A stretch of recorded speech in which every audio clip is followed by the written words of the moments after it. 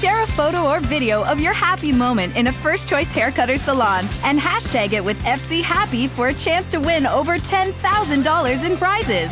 Visit fchappy.com to learn more.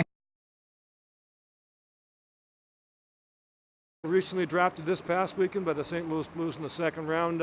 Maybe we begin, just take us back to that day, Saturday in Buffalo, and just how exciting a day it was for you and the family. You know, it was pretty exciting. I was a little bit nervous there, heading the second day.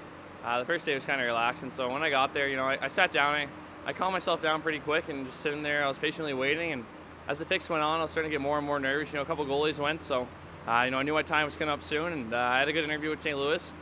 I only met with them once, so it was kind of hit or miss. And when they picked me, I pretty much jumped out of my seat. My dad gave a little scream, and I walked down there, put on the jersey, and then the rest is history. I can't remember much. It was more, it was overwhelming. It was a sense of joy and pride. So it's probably one of the best days of my life. Yeah, you can't. It's when you heard your name. Obviously, you just said your dad gave you a yelp, but things happen so quickly, and it is so exciting. You say it's a little bit of a blur. Yeah, it's one of those things. I can't remember walking down the stairs. I was shaking a little bit.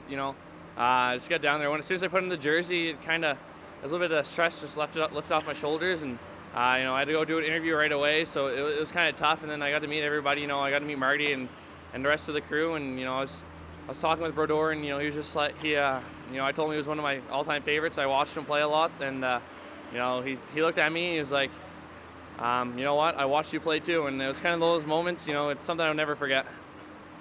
Tell me about what you're going to head off to a development camp, not too distant future. Tell me a little bit about what you want to accomplish when you head off there. I know that Sherbrooke is looking forward to seeing you back in the fall. I want to go there and leave a good first impression. I want to give it my all and show them that I want to play right away. But the probabilities of an 18-year-old goaltender playing is very, very unlikely. But I want to show them that I belong there and that I'm up there with the best.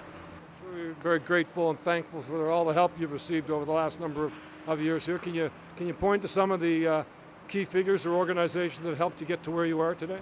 Brad McCharles on the ice, every day in Newbridge it was something special, something you don't get to do every day. So just being on the ice with him really, really helped. I was kind of wild when I came up in my style, and he really calmed me down and got me more like a pro goalie. And then, I can't thank Patty Flynn enough for getting me up here. If it wasn't for him, I'd still be in Newfoundland, probably playing midget this year. So, those two guys, they mean a lot to me, and they helped me along the way. Your younger brothers, I guess in many ways following in your footsteps. What conversations you have with him, and how excited was he for you? Yeah, he's I was at the combine when he got drafted there, so I was kind of nervous, just looking at my phone the whole day, trying to see when he was going to get picked. And when I seen Quebec trade up, I knew that he was probably going to go there. And we have a little relationship there with the Quebec goalie coach, so it's pretty cool. And I try to be the biggest role model as I can on the ice and off the ice for my little brother. We work out together, we train on the ice a lot together. So I want him to be the best, and hopefully I can help him do it. Evan Fitzpatrick, tell me a little bit about the goaltender that he is and that perhaps he might become. Yeah, well, I think that's the big thing, and I think that's what St. Louis is probably really, really excited about. Obviously, Evan playing on a team in Sherbrooke that's had its up and downs.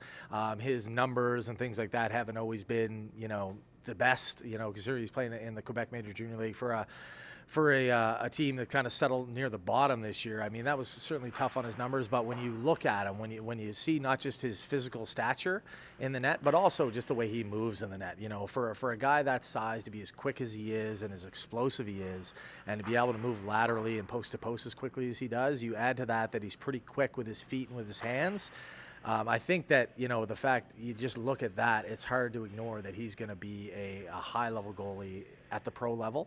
And I think that's what St. Louis was thinking when they took him. I mean, that's a team that, they have some goalies in their system, but I think when they saw he was still there at that point when kind of that goalie kind of avalanche starts, I think when they saw that he was still there, they had to jump on him just because he's so imposing in the net and he has all the physical tools.